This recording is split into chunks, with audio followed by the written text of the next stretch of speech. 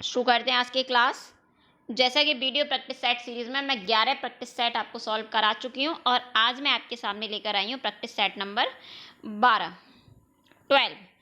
तो शुरू करते हैं बिना समय गवाए। आज का पहला प्रश्न है कि निम्न में से दीर्घ स्वर नहीं है। तो हमारे सामने विकल्प है आ, ए, ई और उ। तो अगर हम उच्चारण की दृष्टि पर देखें तो आ, ई, उ, ए, ऐ, ओ, औ 7 वर्ण 7 जो वॉवेल्स होते हैं वो हमारे दीर्घ स्वर कहलाते हैं। तो इस आधार पर तो कोई ऑप्शन नहीं होना चाहिए, लेकिन जब हम उत्पत्ति के आधार पर बात करते हैं तो स्वर वर्णों के भेद 3 होते हैं: मूल स्वर, संधि स्वर और संयुक्त स्वर। उस कंडीशन में हम आ, ई और उ को दीर्घ स्वर की श्रेणी में रख लेते हैं, तो ए हमारा दीर्घ स्वर की श्रेणी में नहीं आएगा। किस आधार पर? उत्पत्ति के आधार पर। तो इन ऑप्शंस में, इन विकल्प में हमारा उत्तर क्या हो जाएगा? हमारा उत्तर हो जाएगा विकल्प दूसरा। अगले प्रश्न पर चलते हैं। आज का अगला प्रश्न है क्वेश्चन नंबर 2 और क्वेश्चन नंबर 2 क्या कहता है कि आदर्श भाषा किसे कहते हैं? तो वो भाषा जो व्याकरणिक दृष्टि से शुद्ध होती है उसे आदर्श भाषा कहते हैं। भारत में आदर्श भाषा के रूप में खड़ी बोली यानी कि कौरवी को चुना गया, जिसका मुख्य केंद्र दिल्ली और मेरठ है। जो आदर्श भाषा है उसी के अन्य नाम है मानक भाषा, टकसाली भाषा और परिनिष्ठित भाषा। तो हमारा उत्तर क्या हो जाएगा? हमारा उत्तर हो जाएगा विकल्प दूसरा। चलिए तीसरे प्रश्न पर चलते हैं और आज का तीसरा प्रश्न क्या कहता है कि निम्न में से जयशंकर प्रसाद की रचना नहीं है। जन्मेजय का नागयज्ञ जयशंकर प्रसाद का नाटक है, बहुत प्रसिद्ध नाटक है। ध्रुव स्वामिनी भी जयशंकर प्रसाद का ही नाटक है। अशोक के फूल हजारी प्रसाद द्विवेदी जी का निबंध है और आंसू जयशंकर प्रसाद की कविता है। तो यहाँ पर प्रश्न पूछा गया कि जयशंकर प्रसाद की रचना नहीं है, तो रचना हमारा उत्तर क्या हो जाएगा? हमारा उत्तर होगा विकल्प तीसरा, अशोक के फूल। और अशोक के फूल किसकी रचना है? तो अशोक के फूल हजारी प्रसाद द्विवेदी जी की निबंध है, उनकी रचना है। तो चौथे प्रश्न पर चलते हैं। आज का चौथा प्रश्न क्या कहता है कि निम्न प्रगतिशील लेखक संघ के प्रथम अध्यक्ष थे अज्ञे, जिनका पूरा नाम है सच्चिदानंद हीरानंद वात्स्यायन अज्ञे, जगदीश गुप्त, भारतेंदु हरिश्चंद्र या फिर प्रेमचंद। तो अज्ञे प्रगतिवाद के प्रवर्तक माने जाते हैं, जगदीश गुप्त नई कविता के प्रवर्तक माने जाते हैं, भारतेंदु जी के नाम पर भारतेंदु युग का नामकरण हुआ है और मुंशी प्रेमचंद 1936 में 1936 में जो प्रगतिशील लेखक संघ का पहला अधिवेशन हुआ था लखनऊ में, उसके अध्यक्ष थे। तो प्रगतिशील लेखक संघ के प्रथम अध्यक्ष कौन है? मुंशी प्रेमचंद। तीसरे प्रश्न पर चलते हैं और आज का तीसरा प्रश्न है कि आदिकाल को सिद्ध सामंत काल किसने कहा? तो आदिकाल क्योंकि विवादों का काल रहा है, व्याघातों का काल रहा है, तो नामकरण को लेकर भी बहुत सारी समस्याएं रही हैं। आदिकाल को आदिकाल हजारी प्रसाद द्विवेदी जी ने कहा था। आदिकाल को बीज बपन काल महावीर प्रसाद द्विवेदी जी ने कहा, लेकिन सिद्ध सामंत काल राहुल सांकृत्यायन ने कहा और रामचंद्र शुक्ल जी ने वीरगाथा काल कहा। हिंदी साहित्य के घुमक्कड़ी के बृहत्त्रयी में आने वाले राहुल सांकृत्यायन जी को इसी तरीके से सांकृत्यायन लिखा जाता है, लेकिन अगर शुद्ध अशुद्ध में नहीं वर्तनी में अगर शब्द आ जाए तो सांकृत्यायन शब्द होता है, यानी कि सांकृत्यायन। लेकिन जब भी बात की जाएगी राहुल जी के साथ, तो राहुल जी के साथ सांकृत्यायन नहीं, सिर्फ सांकृत्यायन शब्द ही शुद्ध होता है। लेकिन सिर्फ राहुल सांकृत्यायन जी के साथ वर्तनी की दृष्टि से शुद्ध शब्द होता है सांकृत्यायन। तो चलिए अगले प्रश्न पर चलते हैं और आज का अगला प्रश्न क्वेश्चन नंबर 6 है कि भाषा की लघुत्तम सार्थक इकाई होती है। वर्ण भाषा की सबसे लघुत्तम इकाई है लेकिन सार्थक नहीं है। शब्द भाषा की सबसे छोटी लघुत्तम इकाई है। पद भी सबसे छोटी इकाई है लेकिन व्याकरणिक दृष्टि से और वाक्य पूर्ण इकाई है। तो यहाँ प्रश्न है सार्थक छोटी इकाई, तो हमारा उत्तर हो जाएगा विकल्प दूसरा। चलिए क्वेश्चन नंबर 7 पर चलते हैं और आज का क्वेश्चन नंबर 7 क्या कहता है कि निम्न में से तत्सम शब्द नहीं है। अचरज, आंख, पर्यंक या कोई नहीं। तो अचरज तद्भव शब्द है जिसका तत्सम होता है आश्चर्य। क्या होता है? आश्चर्य। आंख भी तद्भव शब्द है जिसका तत्सम होता है अक्ष, या हम कह सकते हैं चक्षु, या हम नेत्र भी कह सकते हैं, लेकिन आंख के साथ अक्ष शब्द का प्रयोग होता है। पर्यंक हमारा तद्भव शब्द है जिसका तत्सम शब्द है। हमारा आंसर भी है, क्योंकि प्रश्न में क्या पूछा है कि निम्न में से तत्सम शब्द कौन सा है। पर्यंक का जो तद्भव होता है वो होता है पलंग। तो हमारा उत्तर क्या हो जाएगा? हमारा उत्तर हो जाएगा विकल्प तीसरा। क्वेश्चन नंबर 7 का उत्तर है विकल्प तीसरा। तो चलिए अगले प्रश्न पर चलते हैं, और आज का अगला प्रश्न है क्वेश्चन नंबर 8। निम्न में से सरल वाक्य नहीं है। वह आया व मैं गया। तो दो वाक्यों को हमने व से जोड़ दिया, इसको हम तथा और से भी जोड़ सकते थे, एवं से। तो जब दो वाक्यों को किसी अव्यय शब्द से जोड़ा जाता है तब वहां पर संयुक्त वाक्य होता है। बधू आ गई बिल्कुल सरल वाक्य है, क्योंकि आ गई एक क्रिया के साथ में एक कर्ता का प्रयोग हुआ है। सदा खुश रहो अर्थ के आधार पर इच्छावाचक वाक्यों के अंतर्गत आएगा। तो हमारा उत्तर होगा विकल्प दूसरा, बधू आ गई। तो चलिए आज के अगले प्रश्न पर चलते हैं, और आज का अगला प्रश्न रीतकाल की धारा नहीं है। रीतकाल को महत्वपूर्ण 3 धाराओं में बांटा गया था, हालांकि एक चौथी धारा भी हमें रीत इतर के नाम से मिलती है, रीतबद्ध, रीत सिद्ध और रीत मुक्त। जबकि प्रगतिवाद जो है वो रीतकाल की धारा नहीं है, ये भारतीय युग की धाराओं में आधुनिक काल की धाराओं में हम इसे समाहित कर सकते हैं। हालांकि चौथी धारा के रूप में हम रीत इतर पढ़ते हैं, जिन्होंने रीत से अलग हट करके यानी कि भक्ति या वीर रस परक रचनाएं रची, उन्हें हम रीत इतर के अंतर्गत रखते हैं। अगले प्रश्न पर चलते हैं। आज का अगला प्रश्न है क्वेश्चन नंबर 10, और क्वेश्चन नंबर 10 क्या कहता है कि निम्न में से तार सप्तक का कवि नहीं है। अज्ञे द्वारा संपादित तार सप्तक में 7 कवियों की रचनाओं का संकलन था, और उसमें जो रचनाकार थे 7 रचनाकार थे, उसमें सबसे पहले हमारे आते हैं, अगर जन्म के अनुसार क्रम बताया जाए तो एक सिंपल सा तरीका है कि अजय राम ने गज पर नहीं गिरने दी भारती, यानी कि अज्ञे, गजानन माधव मुक्तिबोध, रामविलास शर्मा, प्रभाकर माचवे, नेमिचंद जैन, भारत भूषण अग्रवाल और गिरजा कुमार माथुर।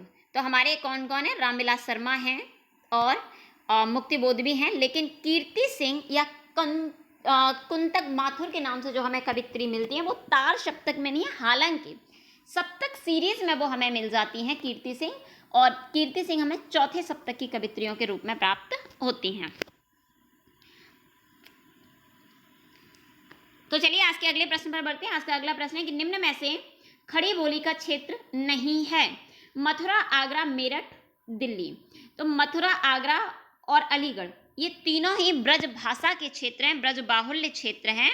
तो हमारा उत्तर क्या हो जाएगा? खड़ी बोली का जो क्षेत्र है वो क्या है? मेरठ है, दिल्ली है, रामपुर है, रामपुर नहीं, लेकिन मेरठ और दिल्ली में, गाजियाबाद में बहुत खड़ी बोली बाहुल्य क्षेत्र माना जाता है, जबकि बाकी के हमारे ब्रज बाहुल्य क्षेत्र हैं। आज के अगले प्रश्न पर चलते हैं। आज का क्वेश्चन नंबर 12 कि स्वर वर्णों की मात्राएं होती हैं 11, 12, 13 और 10। तो भाई देखिए, स्वर जो ऑप्शन 11 है इसका अर्थ तो मतलब अगर इसको हम देखना चाहें कि किसका उत्तर हो सकता है, तो यदि स्वर की संख्या पूछे, स्वर वर्णों की संख्या पूछे तो आंसर हमारा 11 होता है। अगर स्वर मात्राओं की बात की जाए तब हमारा उत्तर होगा 10, और 12 और 13 इसलिए कि कई बार क्या होता है, वैदिक संस्कृत में जो स्वर थे वो 13 थे, तो कई बार बच्चे क्या करते हैं, भ्रमवश छोटी अंग और बड़ी अंग को भी स्वर समझ लेते हैं, जबकि जो स्वर हैं वो आ, आ इ, ई, उ, रे, ए, ऐ और ओ, औ तक समाहित हैं। छोटी अंग और बड़ी अंग को किसी भी स्थिति में हम स्वर नहीं रख सकते। हालांकि वैदिक संस्कृत में 13 स्वर थे, लेकिन उसमें हमें दीर्घ रि और ल मिलता है स्वर के रूप में। तो हमारा उत्तर क्या हो जाएगा? स्वर वर्णों की मात्राएं कितनी है? 10 मात्राएं, क्योंकि छोटे आ की मात्रा नहीं होती है, वो अपना प्रभाव किसी वर्ण पर नहीं डालता है। तो चलिए अगले प्रश्न पर चलते हैं। आज का अगला प्रश्न क्वेश्चन नंबर 13, और क्वेश्चन नंबर 13 क्या कहता है कि निम्न में से जातिवाचक संज्ञाएं नहीं हैं। वे संज्ञा शब्द या वे शब्द जो संपूर्ण जाति का बोध कराते हैं जातिवाचक संज्ञा कहलाते हैं। देश, दिशा, दिन, दीपावली या दिवाली। तो भाई अगर देश की बात करें तो विभिन्न देशों की बात हो रही है, जातिवाचक संज्ञा है। देश के अंदर भारत, अमेरिका, चीन, जापान कुछ भी आ सकता है।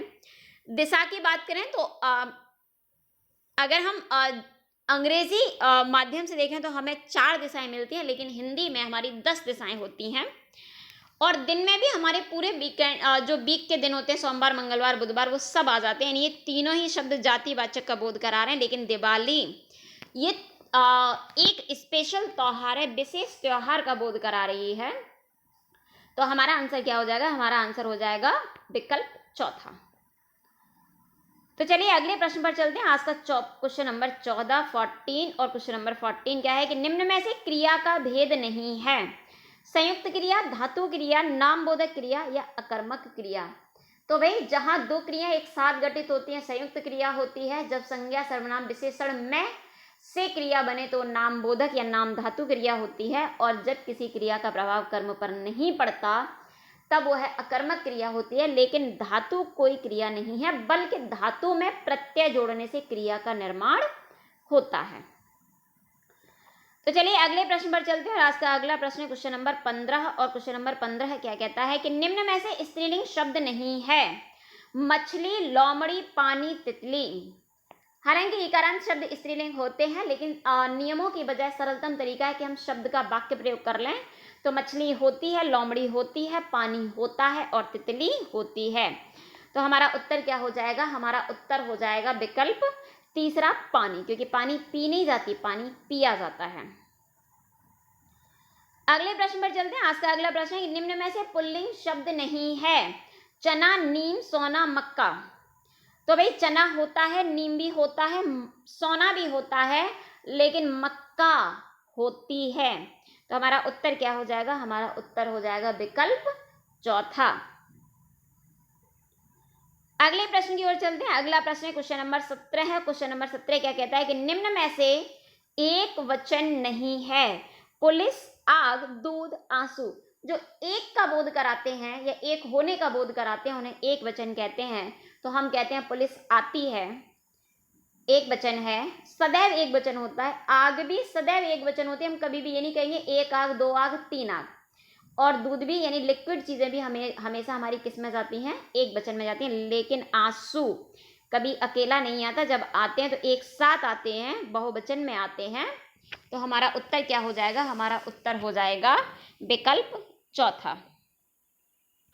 अगले प्रश्न की ओर चलते हैं। आज का अगला प्रश्न क्वेश्चन नंबर 18, और क्वेश्चन नंबर 18 क्या कहता है कि निम्न में से बहुवचन नहीं है। भीड़, लोग, रोम, बाल। तो भाई भीड़ बहुवचन नहीं है।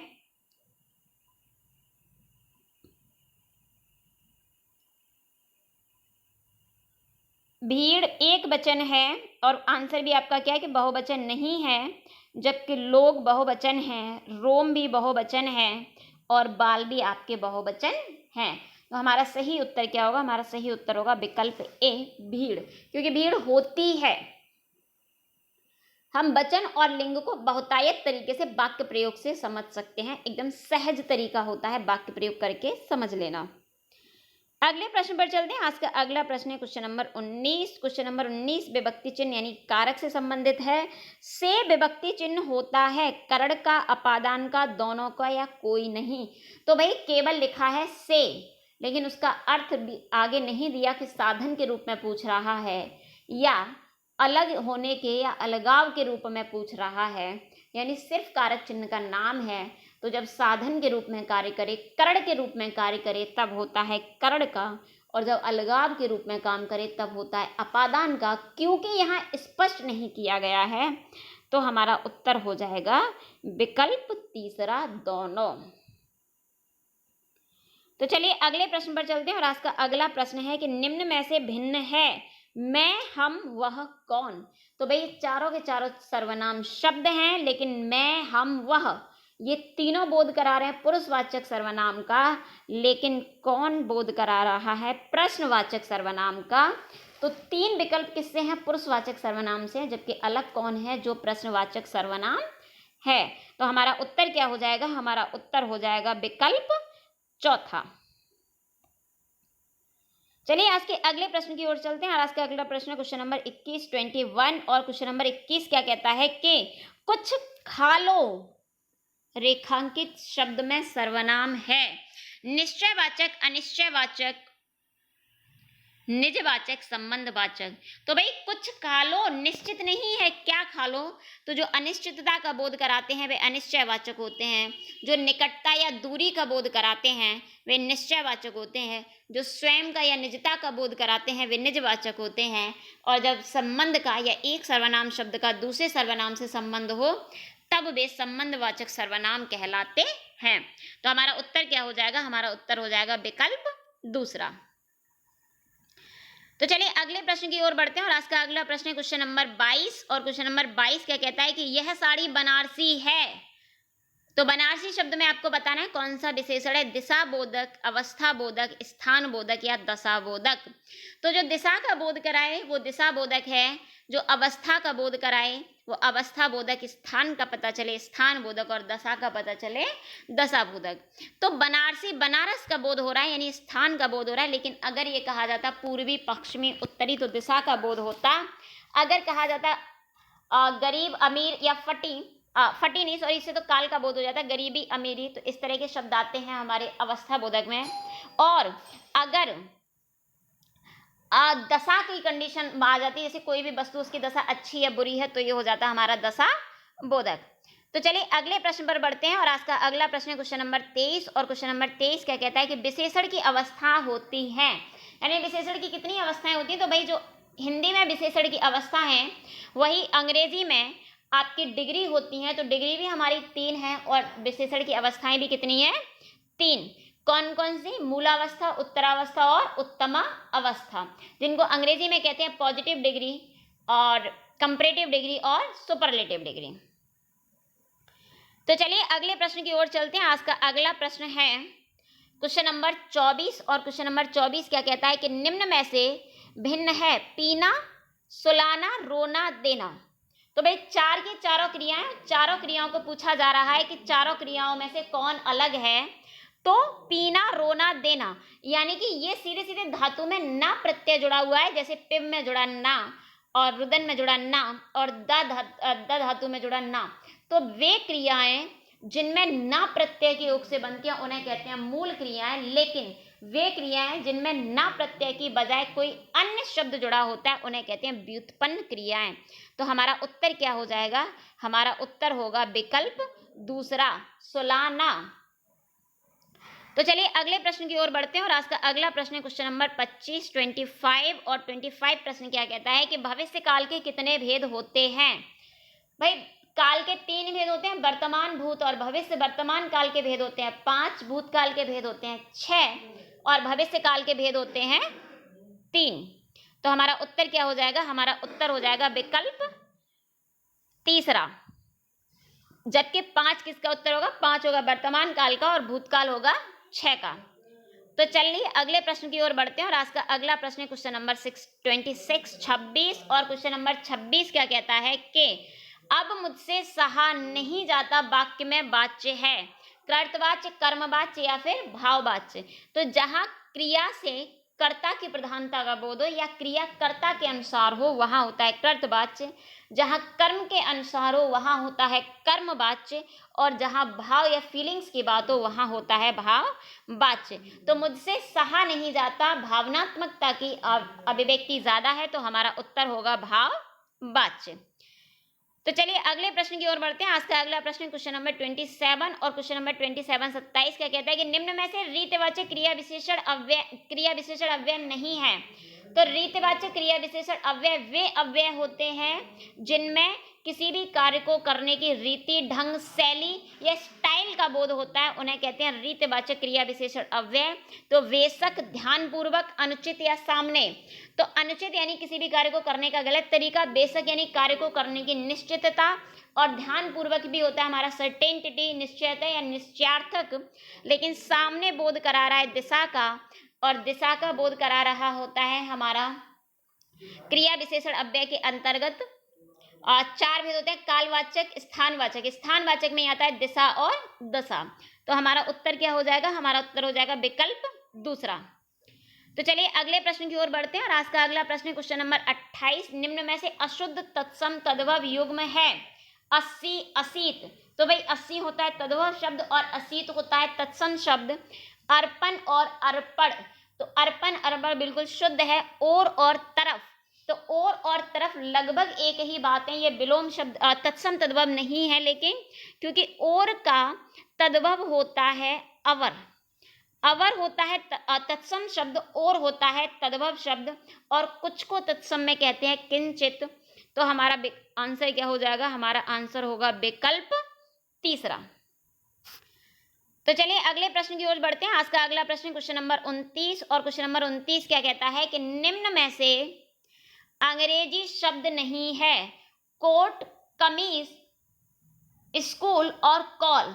तो भाई कोट, स्कूल, कॉल हमारे अंग्रेजी शब्द है, लेकिन कमीज हमारा अंग्रेजी शब्द नहीं है। फिर कमीज किस भाषा का शब्द है? कमीज हमारा पुर्तगाली भाषा का शब्द है, हमने पुर्तगालियों से लिया कमीज। जबकि कोट, स्कूल और कॉल ये तीनों ही हमारे क्या हैं? अंग्रेजी शब्द हैं। तो चलिए आज के अगले प्रश्न की ओर बढ़ते हैं और आज का अगला प्रश्न क्वेश्चन नंबर 30, निम्न में से अविकारी शब्द नहीं है। अविकारी शब्द वे शब्द होते हैं जो किसी भी आधार पर, यानी लिंग, वचन, कारक, भाव, वाच्य आदि किसी भी आधार पर न बदलें, उन्हें कहते हैं अविकारी शब्द। तो क्रिया विशेषण, संबंध बोधक, समुच्चय बोधक तीनों ही अविकारी शब्दों के अंतर्गत आते हैं। जबकि संज्ञा, सर्वनाम, क्रिया और विशेषण ये तीनों के चारों के चारों होते हैं विकारी शब्द। तो अविकारी शब्दों का भेद कौन सा नहीं होगा? सर्वनाम नहीं होगा, क्योंकि रूपांतरण के आधार पर दो भेद होते हैं, विकारी और अविकारी। विकारी शब्द जो बदल जाएं, यानी कि संज्ञा, सर्वनाम, क्रिया और विशेषण। अविकारी जो ना बदलें, यानी कि क्रिया विशेषण, संबंध बोधक, समुच्चय बोधक और विस्मयादि बोधक अव्यय। अगले प्रश्न की ओर बढ़ते हैं और आज का अगला प्रश्न है क्वेश्चन नंबर 31 कि निम्न में से आंख का पर्यायवाची नहीं है नेत्र, चक्षु, लोचन और अंग। तो भाई अगर अंग की जगह पर होता अक्ष तो डेफिनेटली हमारा क्या हो सकता था? ये हो सकता था हमारा आंख का पर्यायवाची। लेकिन अंग शब्द दिया गया है तो ये क्या नहीं है? यही नहीं है हमारे आंख का पर्यायवाची। अगले प्रश्न पर बढ़ते हैं और आज का अगला प्रश्न है क्वेश्चन नंबर 32 निम्न में से अशुद्ध विलोम युग्म है अनिवार्य, ऐच्छिक, कोप, कृपा, गरल, विष, क्षुद्र, महान। तो भी अनिवार्य का अर्थ होता है जहां कोई भी ऑप्शन ना हो, विकल्प ना हो, लेकिन ऐच्छिक होता है जहां विकल्प आपकी इच्छा पर निर्भर हो। कोप होता है क्रोध, और जबकि कृपा होती है जो प्रेम पूर्वक किसी पर की जाए खुश होकर के। गरल और विष दोनों ही विष के पर्यायवाची हैं। तो भाई ये पर्यायवाची हैं, ना कि विलोम शब्द। जबकि क्षुद्र होता है तुच्छ व्यक्ति, जो निम्नतम स्तर का व्यक्ति होता है मानसिक रूप से, और महान होता है जो मानसिक रूप से उच्च विचारों का धनी होता है। अगले प्रश्न की ओर बढ़ते हैं और आज का अगला प्रश्न क्वेश्चन नंबर 33, अगध और अंगद शब्द युग्म का उचित अर्थ होगा अप्रसन्न, बालीपुत्र, निरोग, बालीपुत्र, चलने में असमर्थ, बालीपुत्र, या कोई नहीं।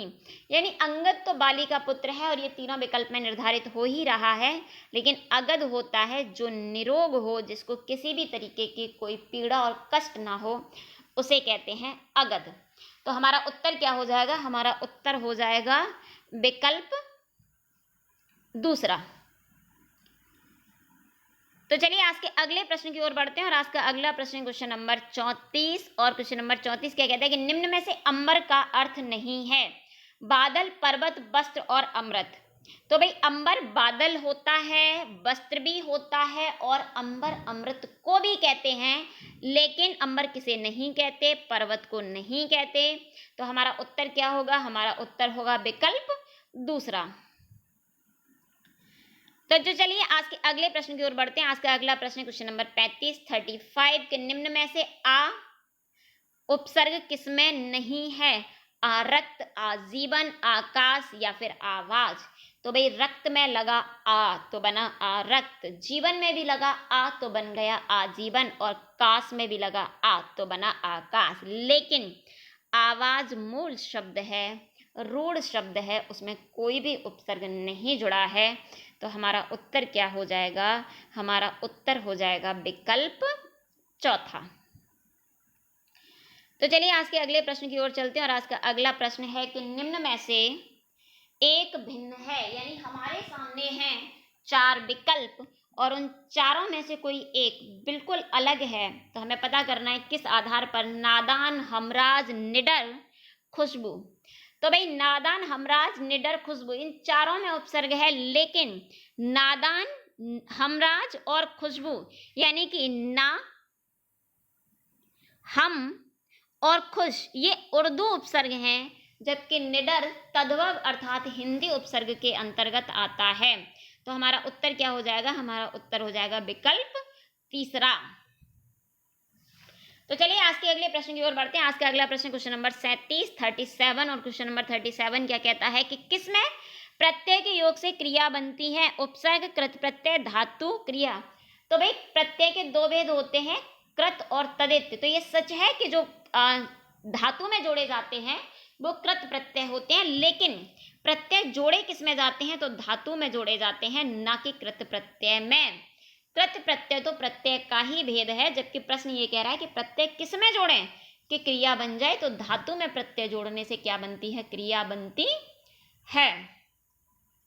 तो चलिए हमारा उत्तर है विकल्प तीसरा, ऑप्शन थर्ड। अगले प्रश्न की ओर चलते हैं, और आज का अगला प्रश्न है क्वेश्चन नंबर 38 के निम्न में से भिन्न है मात्रार्थ, अन्विष्ट, सद्वंश और भान्वागमन। तो संधि दी गई है, संधियों के आधार पर हमें पता करना है कि इनमें से कौन सा अलग है। तो भाई मात्रार्थ का अगर हम संधि विच्छेद करें तो हमारा शब्द बनेगा मात्र धन अर्थ, अर्थात रे की संधि आ से यानी कि असमान वर्ण से हो रही है, तो इसमें है हमारी यड़ संधि। और अगर अन्विष्ट की बात की जाए तो हमारा विच्छेद हो जाएगा अनुधन इष्ट, अर्थात ऊ की संधि असमान वर्ण से हो रही है, तो इसमें भी होगी यड़ संधि। और अगर हम बात करें सदवंश की तो इसमें हो जाएगा सत धनवंश, यानी कि व्यंजन की संधि हो रही है व्यंजन से, तो हो जाएगी हमारी व्यंजन संधि।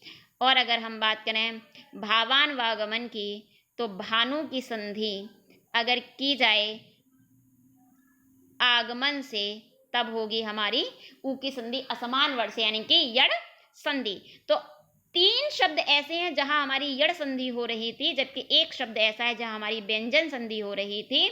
तो निम्न में से भिन्न किस आधार पर हो जाएगा? निम्न में से भिन्न होगा संधियों के नाम के आधार पर, यानी हमारा उत्तर होगा विकल्प तीसरा, सद्वंश।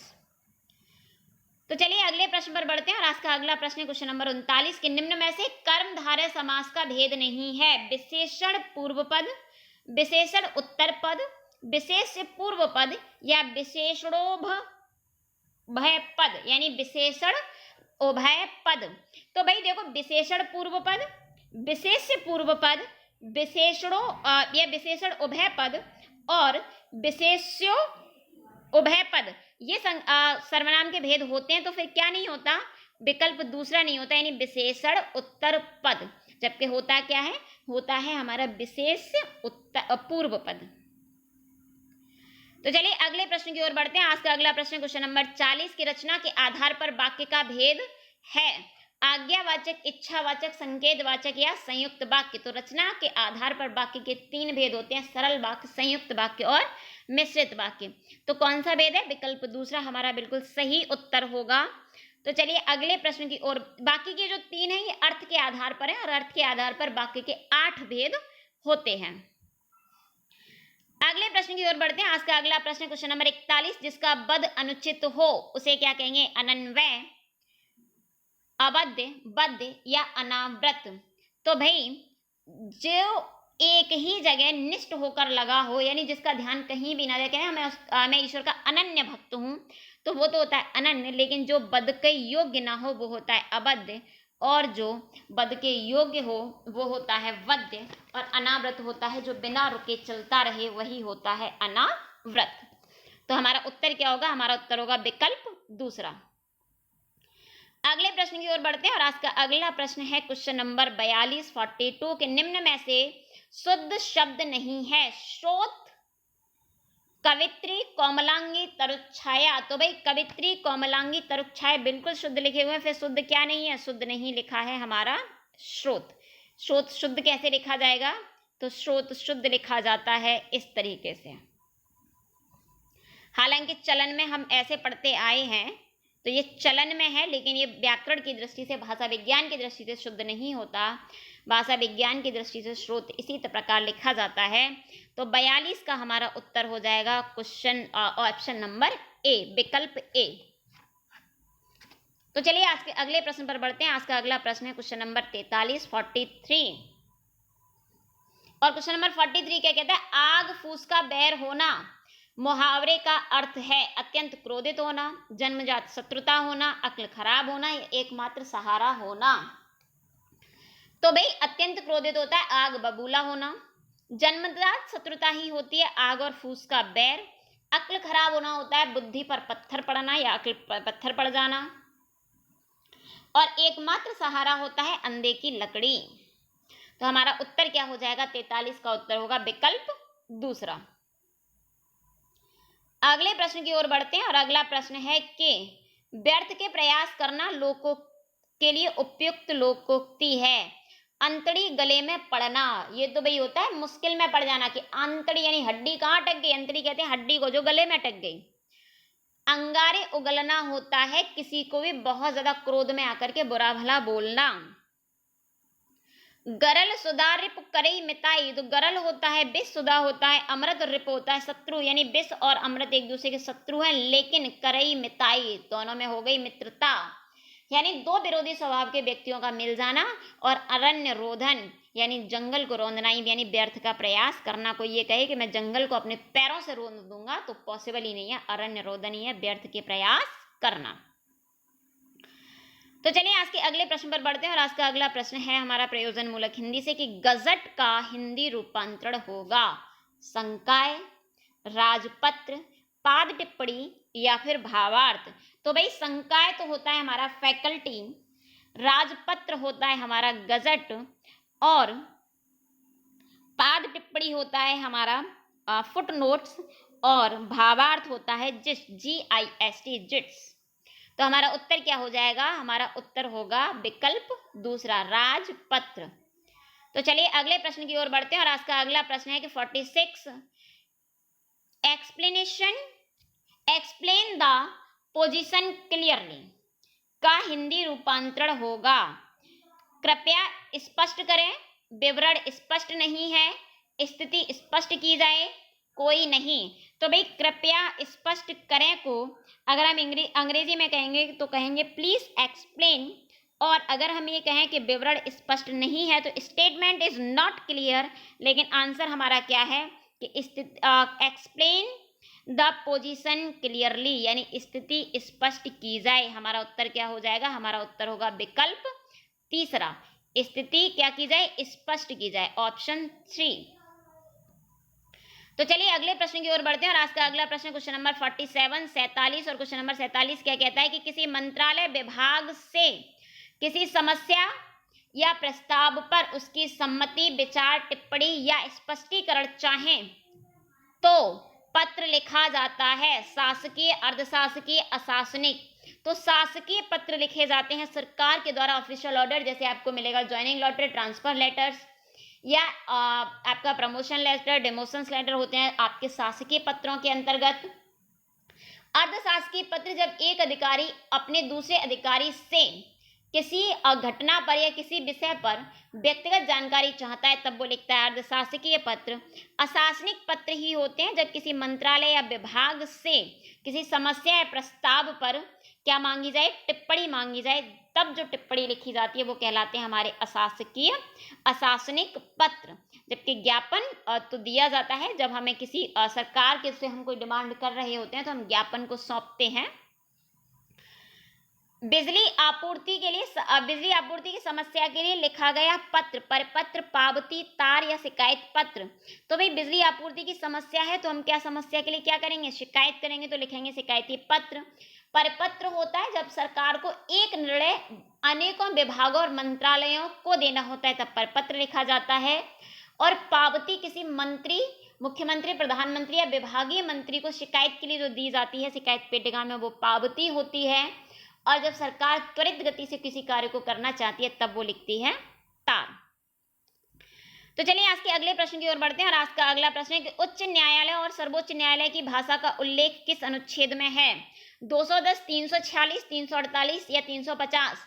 तो 210 में तो विधानमंडल में विधायकों द्वारा अपनी विचार अभिव्यक्ति के लिए मातृभाषा में दी जाने वाली अनुमति का वर्णन है। 346 में जो वर्णन है वो है कि केंद्र सरकार राज्यों से या एक राज्य दूसरे राज्य से जो पत्र आदि की भाषा का विवरण हमें मिलता है। लेकिन 348 में संसद, हाई कोर्ट, सुप्रीम कोर्ट की भाषा का वर्णन जो हमें मिलता है या उल्लेख मिलता है वो 348 में मिलता है। जबकि 350 के अंतर्गत भाषाई विशेष अधिकारी की नियुक्ति की जानकारी हमें अनुच्छेद 350 से मिलती है। तो चलिए आज के अगले प्रश्न पर। और आज का अगला प्रश्न है कि भाषा विज्ञान की दृष्टि से भाषा के कितने भेद होते हैं? तो भाई देखिए, अगर आपसे पूछा जाए भाषा के भेद तो होते हैं बृहद दृष्टि से 3, क्योंकि मौखिक, लिखित और सांकेतिक। लेकिन यहाँ बात हो रही है भाषा विज्ञान की दृष्टि से, तो भाषा विज्ञान की दृष्टि में सांकेतिक भाषा को स्थान नहीं दिया गया है। तो हमारा उत्तर क्या हो जाएगा? हमारा उत्तर हो जाएगा विकल्प पहला 2।